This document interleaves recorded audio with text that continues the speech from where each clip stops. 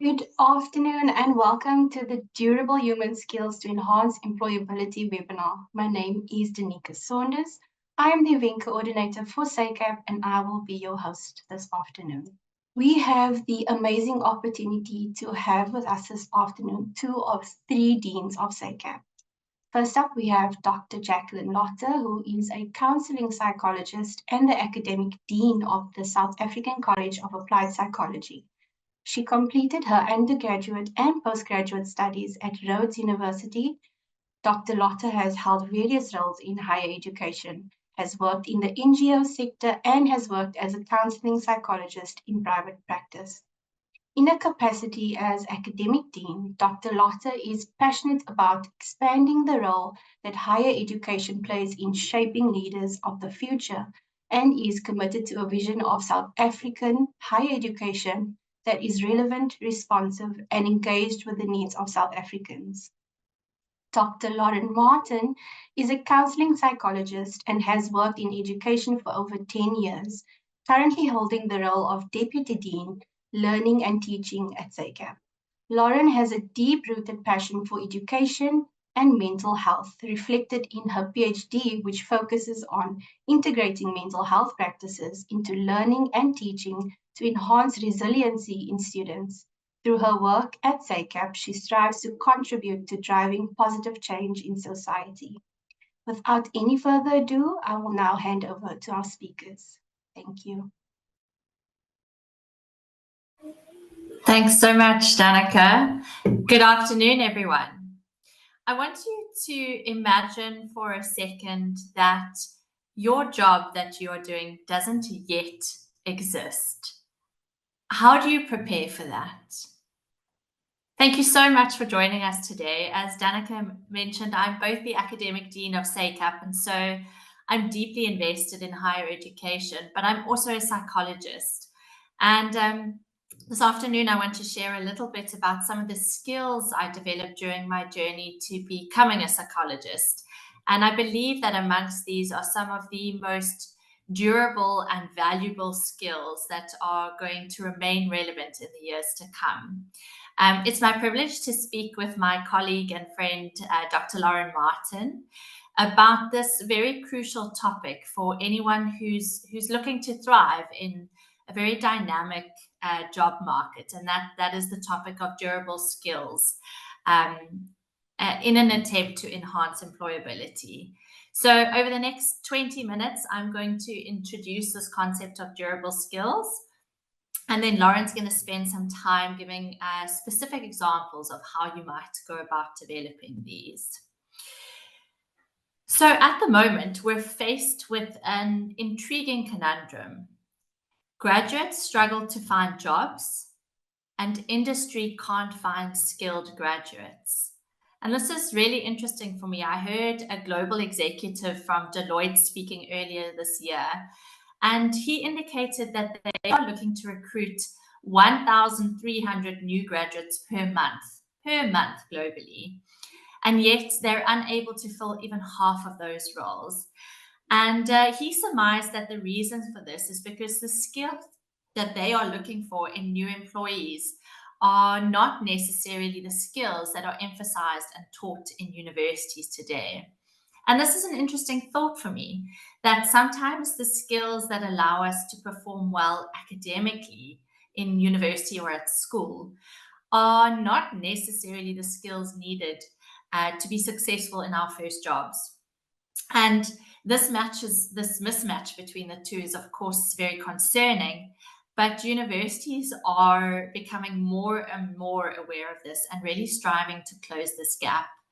And for me, the key lies in fostering what we call durable skills, or I often prefer to call them the superhuman skills. So what are these durable skills? Durable skills are sometimes referred to as transferable skills. You would have heard people speak about soft skills. I like to call them critical skills. And these are the skills that transcend any one specific job. They are highly transferable across various fields.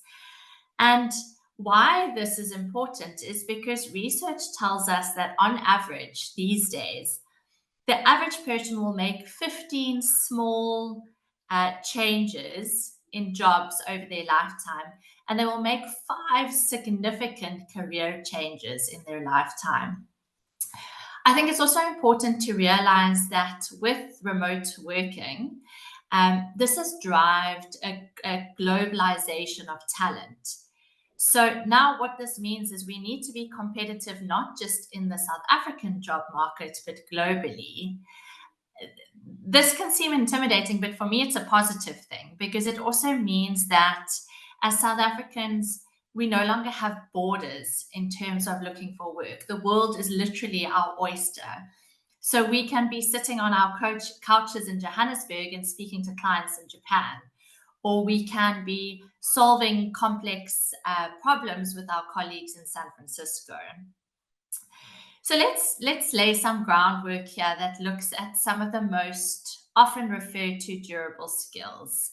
And I'm going to just speak about 3. The first being critical thinking and problem solving.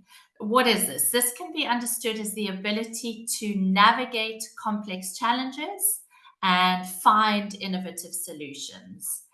What does this look like in reality? So I think maybe using examples here is going to be the most helpful. Let's use a healthcare example. So what does critical thinking and problem solving look like in a healthcare example? Let's think about a hospital setting. You have a team of doctors who are facing a patient that presents a combination of symptoms that doesn't match any known illness. The doctors must think critically and assess the data that they do have available to them. They might rule out what is an unlikely condition as a result of the symptoms. They may come up with a hypothesis that then explains the symptoms. And then they've got to work together to come up with a treatment plan, and they need to look at the risks and benefits of that potential treatment plan. That's an example of using this in real life. Or we can use an example from business and business strategy. You have a marketing team that notices a decline in a sale of a particular project. What do? They start by analyzing their customer feedback. They look at the market trends. They do a deep dive into their competitors' strategies, and they try and find the root causes. And by thinking critically, they come up with a new marketing campaign that maybe meets some of their customers' unmet needs. And they revamp their product's appeal, and ultimately this results in boost sales. So these are kind of examples in various settings where using this durable skill is valuable.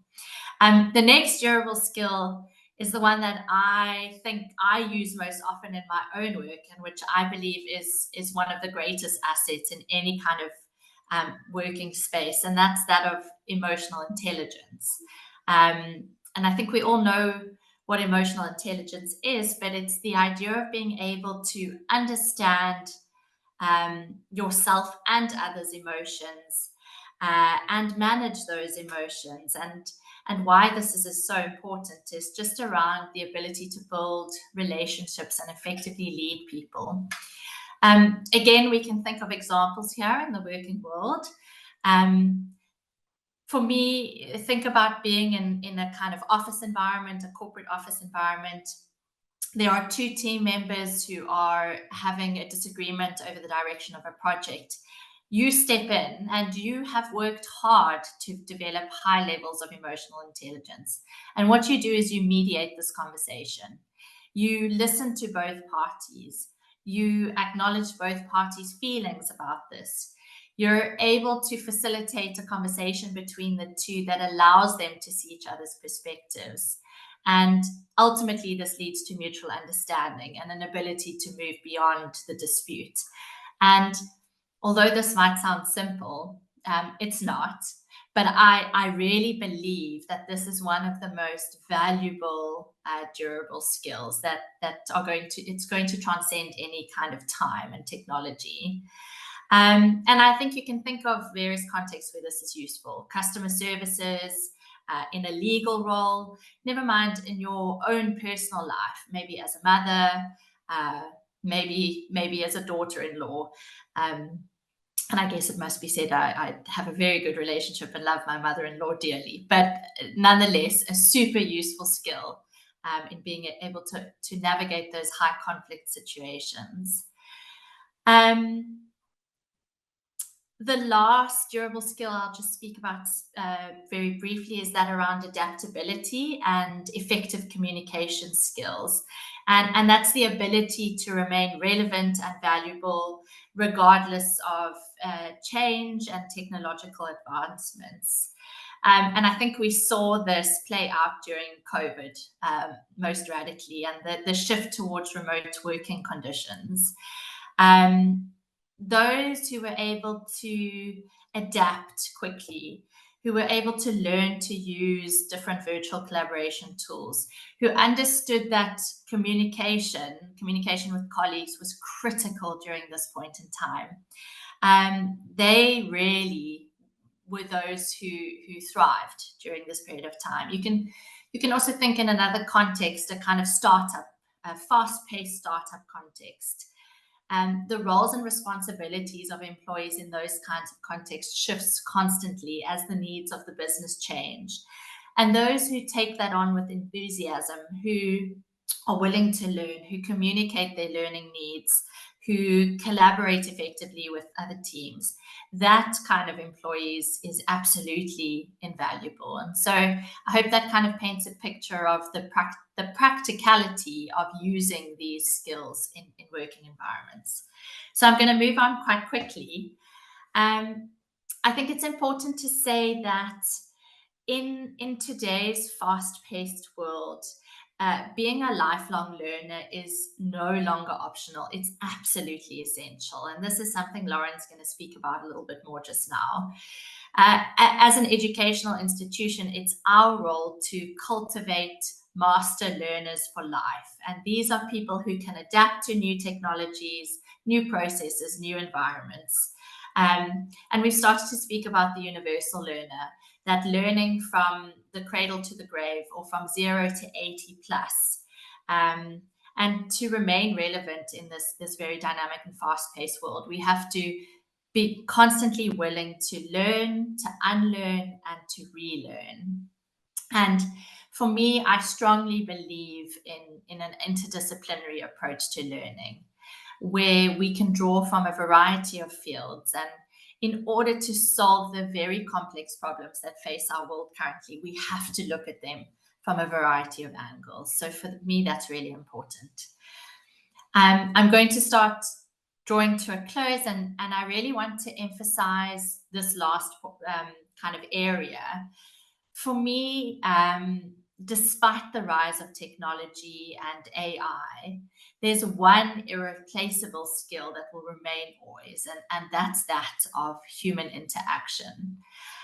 In March of this year, I was very privileged to attend a conference in Mexico City. And this conference focused a lot on technology and AI and how they were redefining and redesigning higher education. But what the conference did for me is reaffirm a very vital lesson. And that was that despite the whirlwind of digital disruptions and the many technological advancements, humans will always remain at the center of innovation. And I think what was really interesting for me at this conference, really focused around technology, there was a consensus that emerged between everyone who was there. And this was this idea that no algorithm, AI, or device is ever going to be able to replace the nuanced understandings and the empathetic capacities that applying these human durable skills in real world context brings. The human-centered skills of being able to navigate complex emotional landscapes, hear the voice of the other, and allow that to foster understanding between you, the ability to lead with empathy. These really are indispensable skills in any professional setting. Some of you may have heard the story. I've told the story quite often, but one of my favorite moments at the conference came during an interview with a panel of experts from some of the leading technology companies in the world. Google, Coursera, they were all there. And while they were discussing the future of the workforce, they all agreed on one thing. They agreed that the role of junior software engineers may soon become obsolete because AI is advancing so rapidly that it's able to now code at the level of a junior software engineer. But they all agreed that the role of the senior software engineer will remain indispensable into the future. And it was interesting for me to hear why. And it wasn't because of the kind of coding ability of these senior software engineers. Why they would remain relevant was things around their ability to motivate their teams, their ability to navigate complex relationships, their ability to apply nuanced judgment and decision-making. This was what was going to make them indispensable. And these are the durable human skills we're talking about. So I think for me, it was wonderful to walk away as a psychologist from this conference to know that even Google agrees with me that human insight and emotional intelligence will remain invaluable in time to come.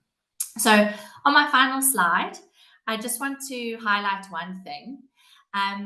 According to Dell, 85% of us who are in work will be doing jobs in 2030 that don't yet exist. And that highlights really the importance for me of being adaptable and continuously developing your durable skills. For interest's sake, I asked ChatGPT to consolidate a list for me of what it considers the most important durable skills that will enhance your employability in 2030. And it combined insights from companies like Forbes and McKinsey. And you can see those durable skills on the screen now. Some we've spoken about today, and some you may want to explore in your own time. But for me, what this means as recent graduates, you need to embrace a lifelong learning mindset. You need to seek opportunities to enhance these skills. For those transitioning or wanting to transition into the world of psychology, you will learn about these kinds of skills, and these skills will help you navigate new environments and excel in various roles. So my advice, start today, identify one durable skill you want to enhance, and then really seek out formal and informal opportunities to develop that skill. And I promise you, your future self will thank you for that. So that's all from me for now. I'm going to hand over to Lauren, and I'll chat to you a bit later again. Thanks, Lauren. Thanks, Jaclyn, and hi to everyone present here today. If you are looking at the slide with the list of durable skills made by ChatGPT, you may be asking yourself, well, which of these durable skills should I be focusing on? Because they're all relevant and we need all of them. And I guess what I do want to say to you is the single most important skill that will future-proof us for a changing work environment is our willingness to continuously be learning. And so what I do want to say is, instead of us honing in on a specific set of skills, we're going to emphasize the development of a lifelong learning mindset. In order to develop this lifelong learning mindset, or maybe I should say why we want to do this, why do we want to develop a lifelong learning mindset? The importance around this is the ability to develop a large repertoire of durable skills that you can pull on in different contexts. Think about all the different contexts that you function in, all the different roles that you may hold. So if I think about for myself, as a mother to young children transitioning back into the work environment, the types of durable skills that I may need would be different to other people. Or what about those that have maybe changed jobs? So you're working in a new organization, or perhaps you've been promoted into a new role. The types of durable skills that you may need may be different to other people. Or what about, and this is quite common, those that are navigating toxic work environments, or perhaps you have a very challenging boss that you're needing to work with on a daily basis. The types of durable skills that you may need may also be different. I often think about leaders of organizations across different industries who needed to navigate big transitions or changes like COVID-19, and the types of durable skills that they needed to leverage. And so different contexts may need different skills. And so we're not preparing for a single context or for a single role.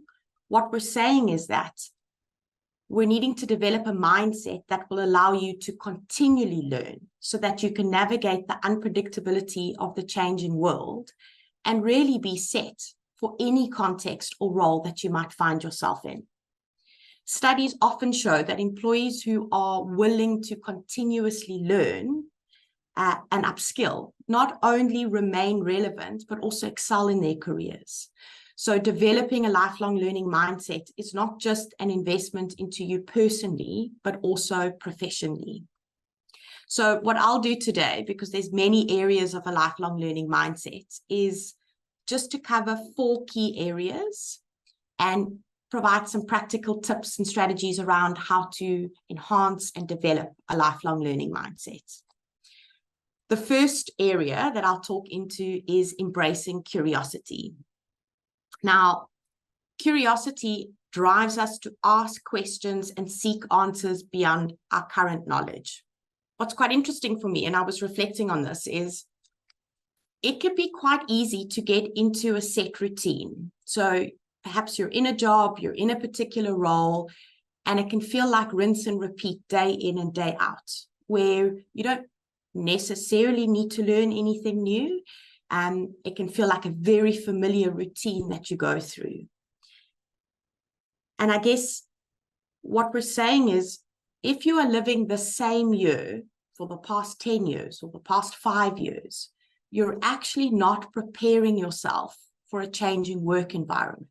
And so should there be a shift or a transition, or let's think about AI that's come in, and that was quite sudden and it shifted a lot of the things that we're doing in the working world. If you are not continuously learning, you're actually not prepared for the shifts that are happening in our environment, and they're happening quite often. So I'm going to put maybe Jaclyn on the spot here and ask Jaclyn, when was the last time you learned something new? Lauren, I have small children, so I feel like I'm learning something new every day. But I guess an example I can think of is I did something which I felt was a little bit scary at the start of the year. And it's related to AI. I realized that in order to stay kind of relevant and to be the leader of an institution of higher education, I needed to really stay on top of this AI thing. And so I applied for a scholarship, which felt quite scary because if, you know, what does it say if I don't get it, etc. Fortunately, I did receive this scholarship. And what the scholarship is to an AI first online business school, basically. And so I've been doing some short courses there on things like how to improve my prompting, how to use AI to develop strategy. So that's all very, very new to me. I've just started a course on how to strengthen my public speaking. So maybe I should have done that one before today. But yeah, I think that's an example of like a formal area where I've decided to upskill and learn. And it's been very, very exciting and very different to what I would normally choose to learn. I love that. Thanks for sharing, and thanks for allowing me to put you on the spot. I guess what I also loved about what you said is that there's formal learning, so you can choose to enroll in specific short courses, but also learning happens in our personal, private lives. So as a mother to young children, you feel like you're consistently learning, and being aware of that is really important.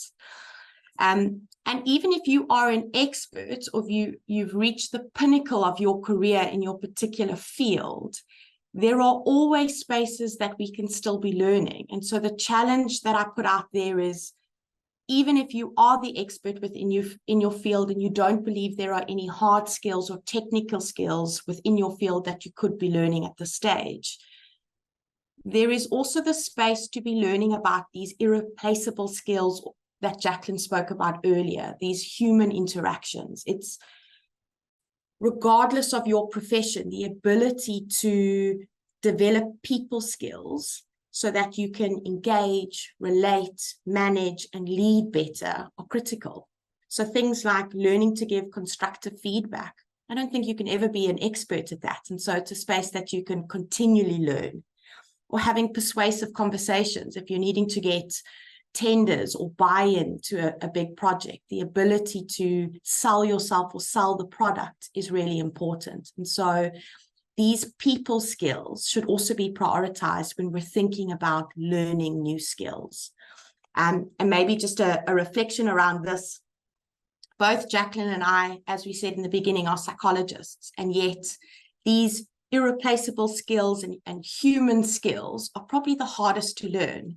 And so even us, the two of us would also still be learning in these spaces. And so it's just to make that really relatable for everyone. This is a space where we can all be learning, and we will never reach a pinnacle where it's not relevant to keep learning there.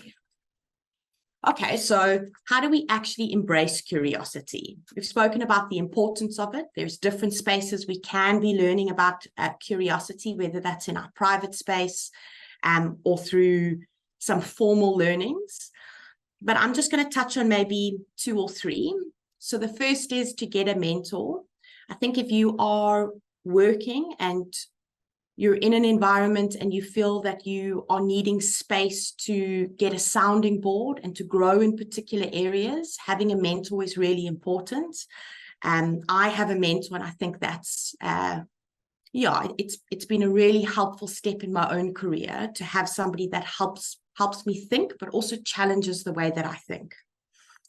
An interesting one, and my husband asked me this, was, when last did I ask a question and learned something new? Like, have we got into a pattern or a routine where we stop asking questions and we just continue to rinse and repeat? So the challenge here is, go through every day asking at least one question where you're actually genuinely curious to learn the answer. And maybe a more personal one is, throughout our lives, whether that's through a peer or a colleague or a boss, or through formal performance reviews, even our children, we are forever getting feedback on ourselves and the way that we come across. So take some time to think about perhaps feedback that you've received on your own development areas, and perhaps prioritize that, whether that's through coaching sessions or expanding your knowledge around reading up in an area that you believe that you're getting feedback on. So if I'm being told that I'm, I don't know, cold or too direct, read up on that area. Take the time to invest in those areas to improve them. All right, I'm going to move on. So that's the first one. Curiosity is all about stretching and learning new things, where effort is all about trying new things. So you'll see on the next slide, we're going to be talking about trying. One is about learning, this one is about trying. And I often think that the actual doing part, trying something new, is often very daunting. And it's especially difficult in work environments that don't embrace or tolerate failure or mistakes. I mean, think about if you've had a boss or a work environment where there are mindsets of saying, stick to the tried and tested ways of doing things. Or, if a boss or a colleague finds that a challenge that's come up is a crisis, and everyone, any challenge isn't an opportunity to learn and try something, it's a crisis and everyone's in panic mode. or maybe working environments where there isn't the sense where failure is acceptable. So it's get it right, or make sure it's perfect, or don't bring it to the table. It's interesting that there are many conversations where this is quite common. And so these types of mindsets or environments stifle creativity, innovation, and risk-taking because people don't feel safe enough to try.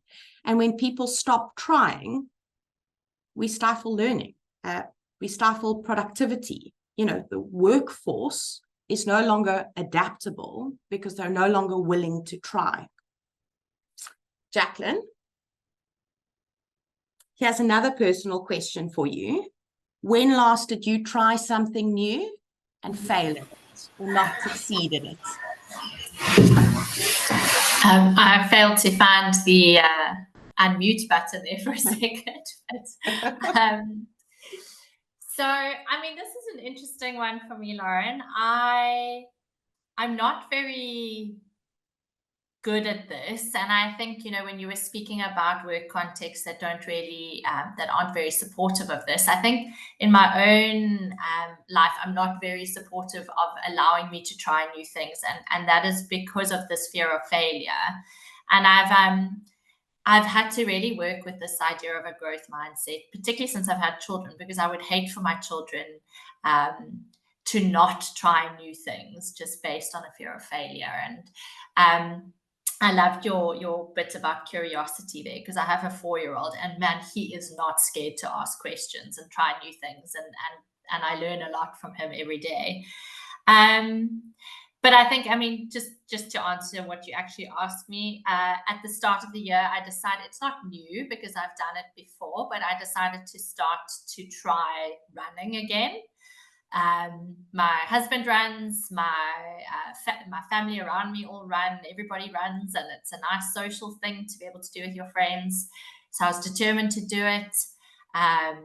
If you can see my office, I've got a treadmill here next to me. I downloaded all the running programs, and I started off with a bang, and I just could not keep up with it. So I wouldn't say so much as I failed, but I eventually gave up, a couple of niggles, injuries, that kind of thing. But yeah, I've moved on to try swimming now. So that's my new attempt. I love that. Thanks, Jaclyn. And thanks for keeping it so personal and relatable. I think a lot of us try, and when we can't follow through, or there's a reason for us maybe not to pursue that or continue with it, we can be quite hard on ourselves. And that's quite common in the workplace as well, where we try something, we don't succeed, and then we can internalize that as being a failure, as opposed to embracing an opportunity to try again, to learn from that and adapt, which is what I guess you've done, Jaclyn. You've said, well, I'm going to try this running, and actually it hasn't worked out for me, and I'm going to adapt, and I'm going to try swimming. So I think there's valuable lessons there for us as well, in the work world. The willingness to try is a very strong indicator of a lifelong learning mindset. And so I think just 3 practical steps around how to develop the willingness to try. The first is to set growth goals.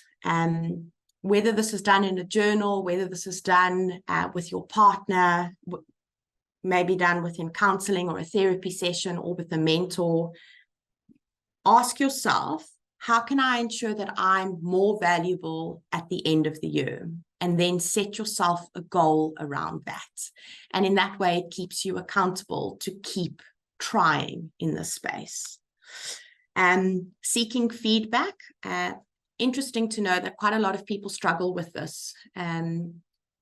Asking for feedback. So let's say we're in a meeting, or here we're in a webinar. The ability to ask people for feedback so that you know how to do things better, or do less of something or more of something else. And this goes for the same as a manager or a leader or a boss.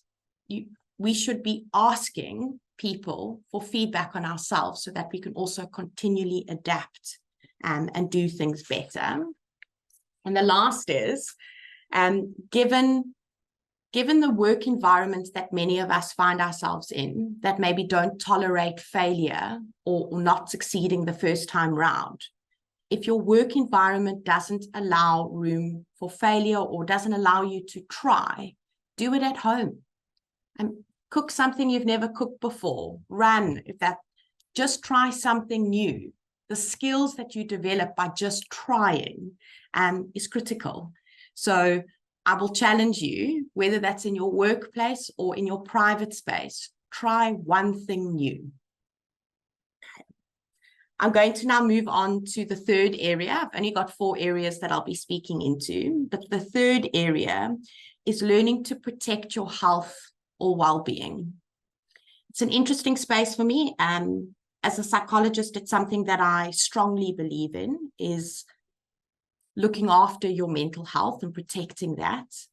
And I think we've all heard, there's quite a lot of media around protecting your mental well-being and the importance of it. But I guess, what does this actually mean in terms of lifelong learning? Why does protecting your mental health or ensuring that there's work-life balance or preventing burnout, how does that actually help us develop a lifelong learning mindset? And I guess your health directly contributes to your ability to remain productive, to find energy reserves, and develop resilience for long periods of time. So by investing in your well-being, and that's doing things like setting healthy boundaries, by not working extended hours or over the weekends, or take your annual leave. Those that, let them rack up and you just find that there's no time to take annual leave. That's not a good boundary. Take the leave. Prioritize sleep. Spend time with family. I think we have read this, we've heard this before, but really by doing these things, by ensuring that your mental well-being is protected, what you're actually doing is ensuring that you've got mental and emotional reserves, and therefore you are more productive for a longer period of time at work. I'm going to ask Jaclyn one last question here. I do think protecting your well-being is quite personal, and it's quite different for different people. So what may work for me may be different for other people. But I'm anyway going to ask Jaclyn to maybe give us some practical strategies around how she protects her own well-being, especially in a demanding work environment and holding the role that she does. Jaclyn? Yeah, thanks, Lauren. I think it's interesting. It's Women's Month. It's August, just started. And so there are a lot of articles that have come out recently that I've started to really enjoy. I saw one this morning that spoke about the shift away from spa days to gender equality. And I like that, because there used to be this kind of like idea that, a spa day was looking after your well-being. I have nothing against spa days. I love them. But I think for me, there's probably 3 things that are kind of very fundamental to protecting my well-being. And the one you've mentioned, and I think it's the most important, and that is boundaries. I'm not always good at it, and I've had to learn to put them in, but I've come to learn that they don't only benefit me, but they benefit everyone around me. And so I no longer see them as selfish. And so I think boundaries is the most important. The second is asking for help and putting in the support you need. And it's taken me a few years to understand the kind of support that I need, both at work and at home, in order to be both a mom and an academic dean, and to be a wife and a friend and a daughter. So not seeing it as a failure to ask for help. And then the third one for me is a very practical thing, but it was finding ways to exercise with my children, because when I'm not working, I want to be spending time with them. And it feels like I'm taking time away from that if I go and exercise. So it's like silly ways to be able to exercise while they're around, even if it's, I was able to get a secondhand running pram that allowed me to at least walk with the kids with me and things like that. So yeah, boundaries, support, and exercise, I think, would be the three most important for me. I love that. Thanks, Jaclyn. Thanks for sharing. I hope you've inspired some of our listeners to make small changes in their own lives to protect their mental well-being. I'd love to know what others are doing, because there are a huge range of things that we can be putting in place in order to protect our own well-being. And like Jaclyn was saying, it is an investment not only in yourself, but also family, your colleagues, the work environment. So it's an investment in the whole system. The last aspect that I'm going to be talking about is building your lifelong learning muscle. As I was preparing for this talk, I was thinking to myself, as people listening, you might be feeling quite overwhelmed. It's quite a lot of information. Lifelong learning almost feels like there's a lot that we need to be doing all of the time. And I guess just to say that lifelong learning and building this mindset is about practice, and it's about consistency over time. So the more we learn, the more we put things in place, the easier it gets. We just got to get started. And really what I want to encourage everyone to do is to start small. It isn't about overhauling your life. It's about small, simple, gradual changes that you can incorporate into your daily lives. And here are some like really basic small things to get you started. So every morning, before I start work, I will definitely be on social media every single morning. And I probably spend about 10 to 15 minutes scrolling through social media. And what I've started to do was change one morning. So maybe it's a Monday morning. Instead of going through social media, I decide that I'm going to read a blog. It's not that I don't use social media. I just know that at the beginning of the morning, once I've woken up, I'm going to read a blog that morning instead of being on social media. Another habit that we've done is when we are commuting, whether that's to work, or to collect the kids from school, is normally we would be listening to music. We love music. It is part of our life. But for one trip, we will replace music with listening to a podcast, something that we know sort of nothing about. And it's just one trip. Or another change that we've made is we love watching series or a movie, and we're trying at least once a month to find a documentary, something that we know nothing about, perhaps actually have no interest in, and watch it so that we can kind of challenge ourselves to be curious about other things and new things. I'd love to say that I've started a hobby like Jaclyn, who started, well, it was running and then it was now swimming. But starting a hobby, I think, is an excellent way to start protecting your mental health and making that a really tangible step. And I guess the last one, and this is for me personally, probably the easiest way to build a lifelong learning mindset, is to enroll for a course, short course or a qualification. It depends on where you are in your life. For me personally, I need structure, I need accountability. And so enrolling in a course or a short course allows me to know that I'm progressing and that I'm deliberately and actively learning new skills or new knowledge. But really, it's not an either-or approach. It's about introducing small changes, micro changes into your everyday life. And over time, with consistency and practice, these micro changes then become macro habits. So that's quite a lot that I've gone through, but I guess just in ending or in summary, building a lifelong learning mindset is about learning new things, trying new things, protecting your well-being, and as far as possible, introducing micro changes into your daily life. Thank you so much. Danica? Thank you so much to Dr. Jaclyn and to Dr. Lotter for sharing such insightful and really relatable information. I think it was really, really wonderful to hear from you both. I see that we've got a couple over here. The first one reads, it's from Nadine. Should you seek a mentor who is in the same field or is in the same field that you're interested in? Also, can you have more than one mentor? I think Dr. Jaclyn, if you'd like to join the screen, please. Yes, yeah, I'm happy to respond with my perspective on this, but I'd love to know Lauren's perspective as well. So, Lauren, once I've finished, I might ask you for your view on this. Look, Nadine, I don't think there's a right or wrong answer here. All I can really tell you is my perspective and my experience on this.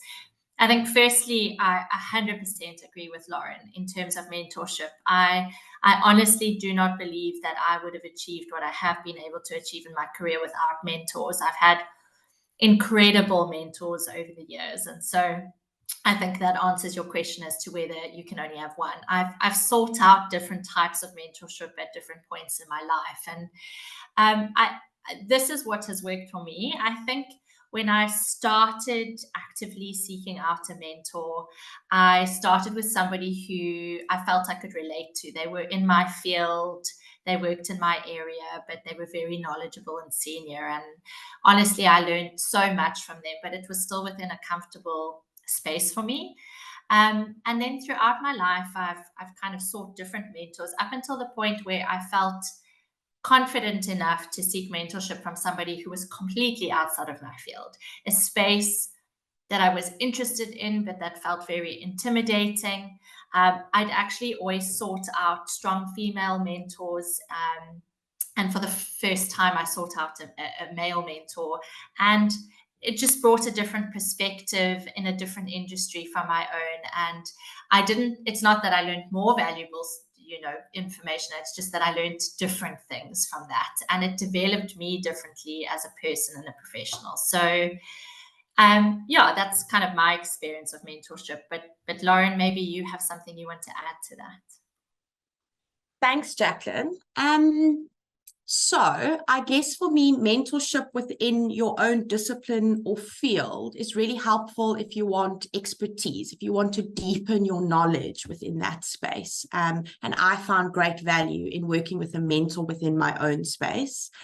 But I guess when we start thinking about the changing world of work and this need to be able to pull on different fields and expertise and skill sets outside of your field of knowledge, working with a mentor that's able to help you develop different skills and think differently about your field, I think is critical. But it is about timing and I guess your own journey. So if you're in your journey and you're starting off, I think having a mentor that really understands your field is very helpful. And once you're comfortable, I think getting someone that can challenge your thinking and help you expand the way you think about your field is then like a really valuable step to kind of ramp up your career. Lauren, there's another question in the chat from Britomi. She's that they say, with regards to mentors, how do you find the right mentor, especially if they are not always accessible or available? And I think my gut response to that is you've got to be willing to put yourself out there. I think often we fear rejection so much that we're afraid to put ourselves out there and just ask. And I have had people say no, and it's been a big blow to my ego, and I've had to sit with that. But I've been so surprised by people who have agreed to mentor me. So surprised. People that I thought, why on earth would this kind of person give me the time of day? But you will find that people want to share. People want to share what they've learned. They want to develop the next generation, particularly as you move later in your career, I think, and you work towards retirement. You want to leave a sense of legacy, and why wouldn't you want to develop the next generation? So I would say just put yourself out there, and you'd be surprised as to what people are willing to do and agree to. Yeah, maybe I can just add there. I think it's also very important to be clear around what you're wanting out of that mentorship relationship, because if you're clear in your ask to a mentor, they may be more willing to decide if they're available or not. When it's just a blanket open request, sometimes it's quite difficult for somebody to commit to that. So put yourself out there, like Jaclyn has said, but I think also be very clear on what you need out of that mentorship process. It will help yourself, but it will also help your mentor. Thank you so much. I have a question over here. It's aimed at both of you, if you'd be so gracious to answer for me, please. What would you say is the top 2 durable skills that you feel you make use of in your daily lives, let's say at home in your personal capacity, but as well as in your roles at SACAP?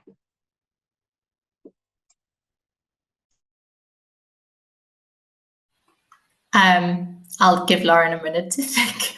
I mean, I already said what my one was, which is why I'm kind of on the front foot here, but it's definitely emotional intelligence, like the ability to look at things through the other's perspective, to try imagine what that person is thinking or experiencing or feeling, not to take that on, not to own that, that's theirs, and I have my own things to own.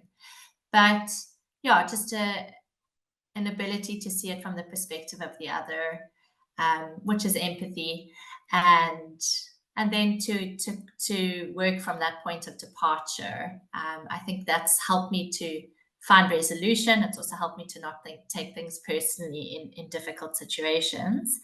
The other is maybe not one we've spoken about so much today, but is communication. So it's interesting. I at university studied English, and I always felt that one of the most valuable skills I learned at university was the ability to write well. Now, ChatGPT's kind of thrown that up in the air a little bit, because ChatGPT can also write well.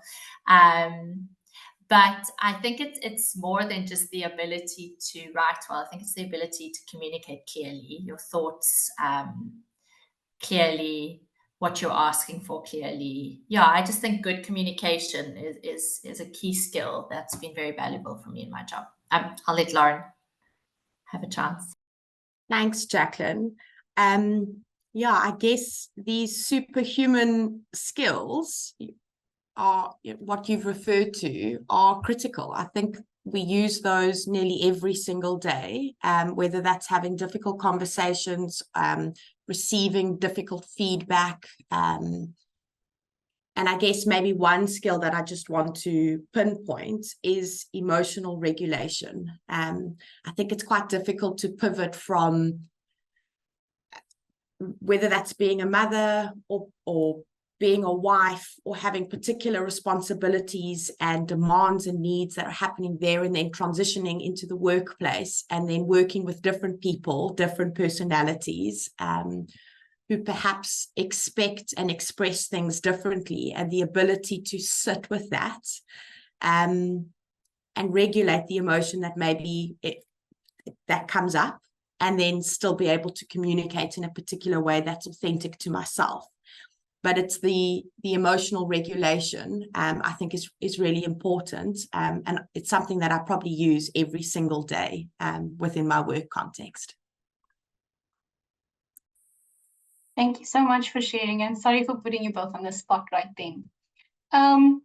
Okay, we have another question over here. It reads, would you say that a lifelong learning mindset is the same or similar to a growth mindset?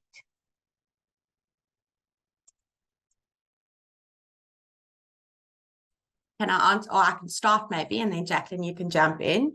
So I think yes, a growth mindset is the opposite of a fixed mindset. So a growth mindset is the willingness to learn and expand and try new things. A lifelong learning mindset is the emphasis there is really around the learning.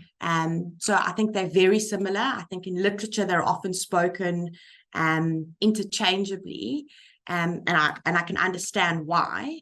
But the lifelong learning mindset, there's a real emphasis on the learning and the skills that come from learning. So if I'm trying new things to develop a learning mindset, there are durable skills that are being developed there, perseverance and resilience. Incorporating learning in my daily life, particular durable skills are going to be developed in that process. A growth mindset for me is similar to that, but like I said, a lifelong learning mindset has got a real particular focus on learning that is underpinned. Jaclyn, I don't know if I think your emphasis on the output of learning for lifelong learning is right. For me, I guess a growth mindset is it's kind of like a way of being in the world. It's an approach to how we receive information and what we do with that in the world. And for me, it's a real willingness to try despite fear, and to understand that, or to have a new relationship with failure. I think a growth mindset really forces us to shift our relationship with failure.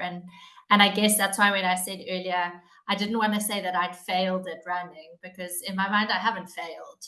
I made a choice to choose to do something else that would maybe make me happier, bring me more fulfillment, etc. And that's good, and that I'd be willing to try running again at a different point in life. So yeah, for me, a growth mindset is really a way of being in the world, and it's something I'm really trying to foster in my children, because it wasn't necessarily something that I felt like I grew up with. There was like a real sense of failure, fear of failure for me. And so yeah, I hope that answers the question. I do have one last question. I think we can just maybe, if we do have some time, it's regarding whether you think the durable skills that you learn will eventually be something your kids learn from you, instead of one day having to study it. Essentially, is durable skills transferring through a literal life experience as a family? So I have a really interesting, Lauren wants to answer this one too, but I have a really interesting study about this one that I read recently. So they talk about, in this study, they talk about teachers teaching in the classroom as force multipliers, because what they have discovered, that if there are teachers in a classroom who are visibly demonstrating some of these durable skills, then their students show evidence of these skills by virtue of being taught by that teacher. So you cannot overestimate the importance of teachers in classrooms, or good bosses at work, or parents to children. So in short, my answer is yes, but Lauren also wanted to answer this one. Yeah, so we're aligned. I mean, there's quite a lot of work being done in this space around parents can model, or loved ones can model particular behavior, and your children then learn through that. They understand that that's quite normal. You are creating the structure that they live in. So if we are prioritizing work-life balance, not working around the clock, and our children are seeing that, they will grow up to know that that's the norm. If exercise is part of your daily life, that becomes part of your children's daily life. Like Jaclyn was saying, one of the things she does is try to exercise and make sure that her children can join in on that. So that is already modeling particular behavior that then sets the norm. So I absolutely think that if we are demonstrating particular durable skills and building in daily habits, our children will learn that and demonstrate that as well. Thank you both so much for answering our questions so lovely. Okay, we've now come to the end of our live Q&A session. Also, if you are interested in learning more about skills that will enhance your CV and can be transferred in various areas of your life, visit SACAP Global for affordable online short courses, micro-credentials, and workshops. Please do follow us on our various social media channels to stay up to date on upcoming webinars, events, program launches, and updates, and also to see the recording to this webinar. Once again, I'd like to thank our attendees for joining us this afternoon and to our lovely speakers for joining us. We hope you have a beautiful day further. Thank you so much.